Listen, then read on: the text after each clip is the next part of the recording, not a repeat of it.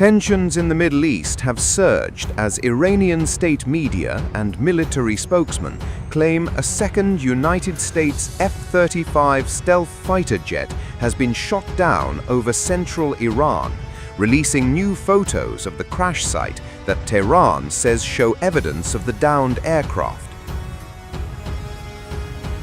According to the spokesman for Iran's Khatam al-Anbiya headquarters, the advanced stealth aircraft was struck by an IRGC Aerospace Force air defense system, and given the massive explosion and impact, the pilot's survival is considered unlikely.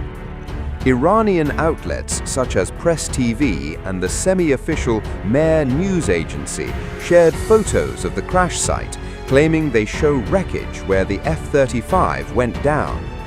These images are circulating rapidly online, but have not been independently verified by international sources.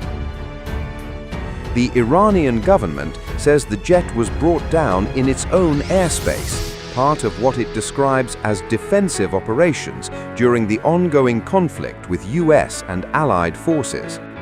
The IRGC has made similar claims in the past, including earlier reports of an F-35 being damaged by Iranian air defenses.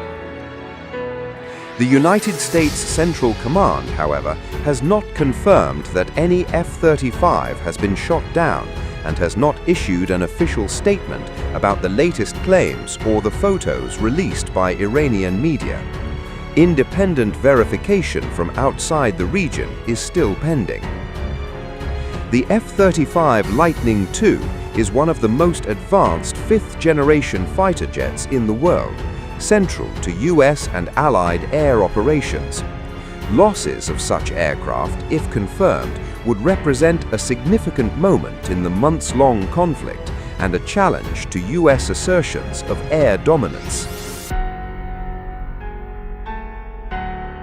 Iran has escalated both its military operations and messaging, with the IRGC announcing a large-scale missile and drone offensive under Wave 90 of Operation True Promise 4, carrying a direct message to US President Donald Trump.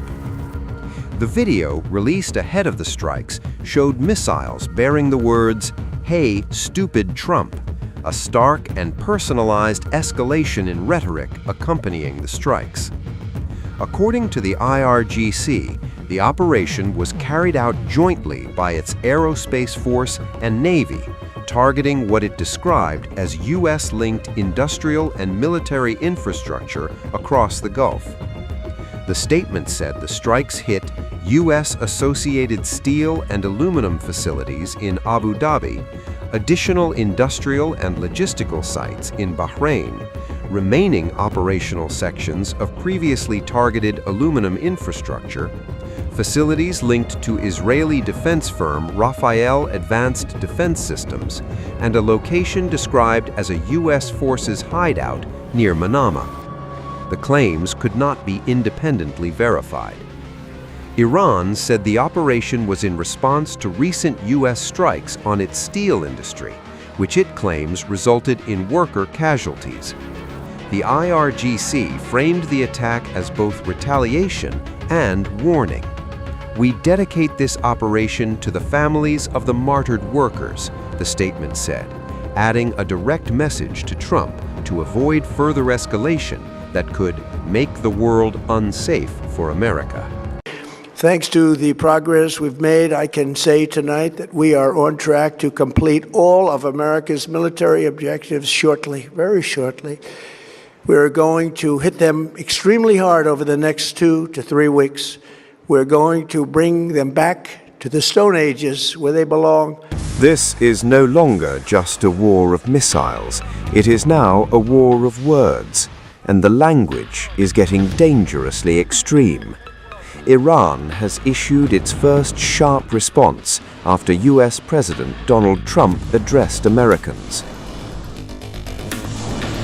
The trigger, Trump's warning that Iran could be bombed back to the Stone Age. Tehran did not hold back. In a fiery message, the Iranian embassy in Japan hit back hard. It accused Trump of promoting savagery and warmongering. The statement was blunt and personal.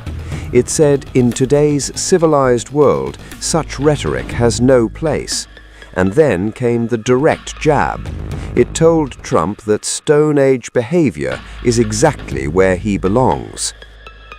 This is a dramatic escalation in tone, and it signals how tense the situation has become. Iran's response came as Trump reiterated his threat to blow Iran back to the Stone Age.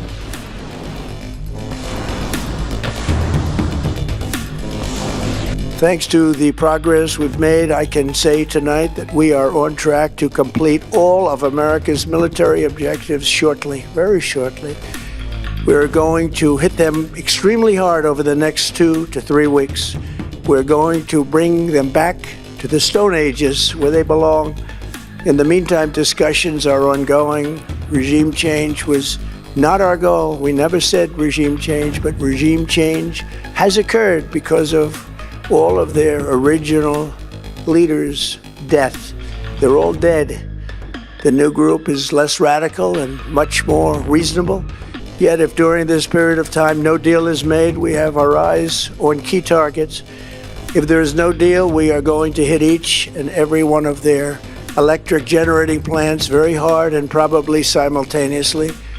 We have not hit their oil, even though that's the easiest target of all, because it would not give them even a small chance of survival or rebuilding.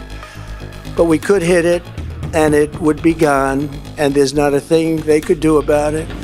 They have no anti-aircraft equipment. Their radar is 100% annihilated. We are unstoppable as a military force. The nuclear sites that we obliterated with the B-2 bombers have been hit so hard that it would take months to get near the nuclear dust, and we have it under intense satellite surveillance and control. If we see them make a move, even a move for it, we'll hit them with missiles very hard again.